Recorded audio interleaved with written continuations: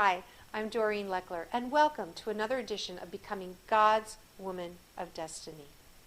Well, in our last video learning lesson, I presented for you the first of 3 factors that impact your ability to unleash more of your God-given potential in any area, every area of your life. And if you didn't have a chance to view that, you might want to pop back and take a look at that video because it lays the foundation for where we're heading today. Because today I'd like to present you with the second factor that impacts your potential. And it's known as your efficacy appraisal. Efficacy appraisal. Now I'll define that for you. Efficacy defined is the ability to cause or make happen. Your self-efficacy is your ability to cause or make things happen in particular areas of your life.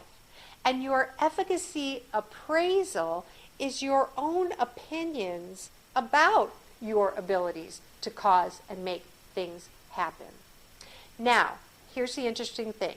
Anytime you or I are confronted with new information, opportunities, goals, tasks, challenges, roadblocks, whether they're self-imposed, meaning you give them to yourself, or others give them to you, say like an employer or a teacher or a parent.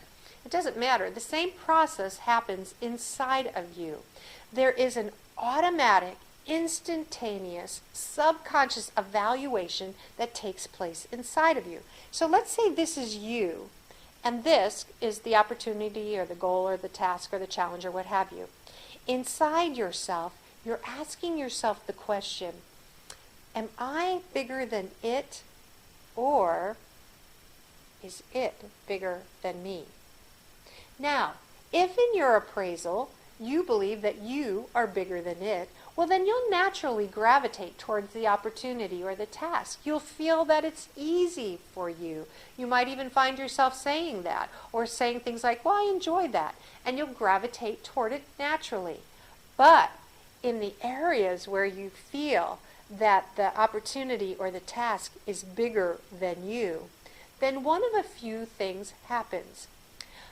One thing that might happen, particularly if you are the one that's in control, is you will back down the task or the goal to a lower level, far lower perhaps than even you have the potential to accomplish, but it doesn't matter. If your appraisal is low, you will back down the goal to a level you feel more comfortable accomplishing. Or the other thing you might do is you might find yourself getting very creative and inventive to walk away, to move away from the goal. You avoid the task at hand.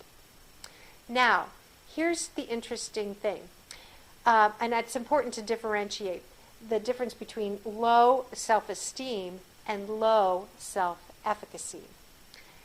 If you're someone or you know someone who has low self-esteem, esteem is the value that you place on yourself. And someone with low self-esteem, typically their value is it's pervasive over their entire being, where low self-efficacy is task specific.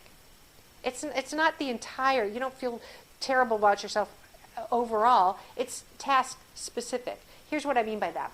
Let's say, for instance, that you have a strong talent, a strong fondness, and an affinity toward writing your ideas on paper. You enjoy writing, and you do it well, and you've been affirmed. Perhaps you've gotten good grades. Maybe you find yourself doing it often. And if you enjoyed it or found yourself saying, well, it's easy for me to write, I'm a good writer, you'd be known as having high self-efficacy in the area, in the task of writing. But let's say someone gave you the opportunity to present those very same concepts, let's say, in front of 1,000 people or more. And you went, you would be known as having low self-efficacy in the area of public speaking. So efficacy is task specific. And the good news is, just like locus of control in our previous video learning lesson, efficacy is developable. It's developable. And it just begins by becoming consciously aware of your subconscious thinking patterns and attitudes. Because when you find yourself backing away from things or lowering your expectations and goals on opportunities and tasks that are presented to you, the question you want to ask yourself, instead of just reacting and responding, is to say, do I really, really not have the ability? Or is it possible that I just have a low appraisal of myself in that particular area?